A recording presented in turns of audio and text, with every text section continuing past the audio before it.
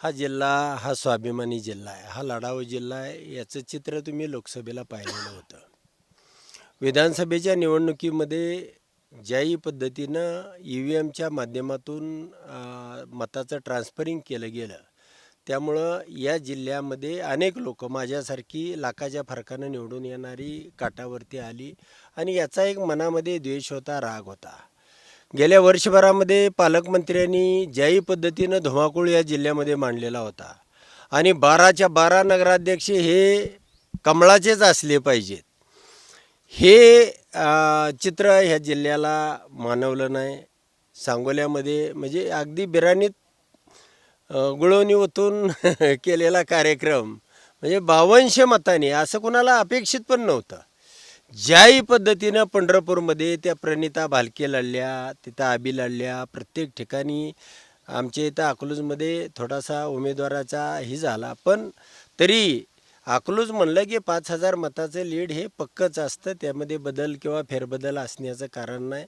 या जिल्ह्यामध्ये 8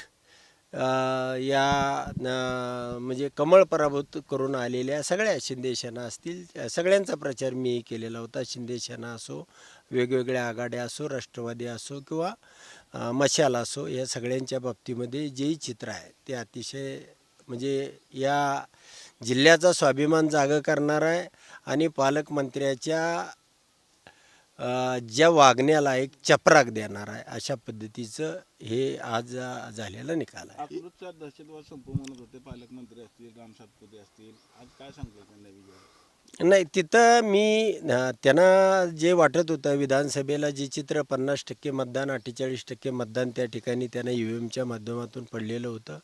पण मी कलेक्टरना सांगून हैदराबादहून ती मुर्मू रावली या इंजिनियरना बोलवून घेतलं. मी मशीनची तपासणी केली. 28 तारखेला ती तपासणी होती, 2 तारखेला मतदान होतं, 2 तारखेचं सेटिंग केलं, 3 तारखेला निकाल होता त्याचं सेटिंग केलं आणि पाहिलं होतं की या जिल्ह्यामध्ये या निवडणुकीमध्ये तरी सेटिंग नाही आणि सेटिंग ते लोकसभा विधानसभेला करतात, या निवडणुकीमध्ये करणार नाहीत, अशा पद्धतीचं पिक्चर होतं. आणि हा निकाल हा मला 100% अपेक्षित होता. जोही निकाल लागलेला आहे, बार्शी असेल, अक्कलकोट असेल, ते त्यांच्या त्यांच्या मेरिटवरचं आहे. हे 8 जे होते हे पालकमंत्र्यांनी केलेल्या खडबडी होत्या, लोकांना न पटणाऱ्या जाणीवा होत्या आणि भारतीय जनता पार्टीचंच कमळ असलं पाहिजे हे ह्या लादण्याचा किंवा मी सांगितलं होतं की या जिल्ह्यामधनं या पालकमंत्र्याला मुठभर माती काय, पण मातीला बोटसुद्धा लावू देणार नाही, ते चित्र आज आलेलं आहे. लोकसभेमध्ये माढा लोकसभा मतदारसंघानं भाजपला विरोध सारली, विधानसभाच्या वेळेला पण हे जे काही मतदारसंघ होते भाजपच्या विरोधात गेले, आता सुद्धा तेच चित्र आहे. नाही, हा जिल्हा लढाऊ जिल्हा आहे. पालकमंत्र्यांनी म्हणजे पालकमंत्र्यांना अक्षरशः ज्याही पद्धतीनं, काल परवा मी ते दिलीप मानेंची मुलाखत ऐकली.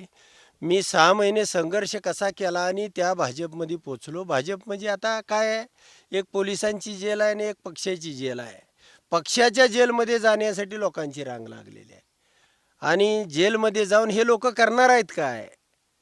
तर हे चित्र या राज्यामध्ये बदलवणं गरजेचं होतं आणि सोलापूर जिल्ह्यानं या राज्याचा बाप म्हणून या ठिकाणी काम केलेलं आहे. या ठिकाणी भारतीय जनता पार्टीला धूळ चारलेली आहे आणि हे चित्र याही पुढच्या काळात जिल्हा परिषद असेल, तुम्हाला महानगरपालिका असेल, यामध्ये दिसणार आहे. माणसं छोटी उभा असतील, कुठं प्रचाराला पैसे नसतील, म्हणजे किती पैशाचा चुराडा करावा.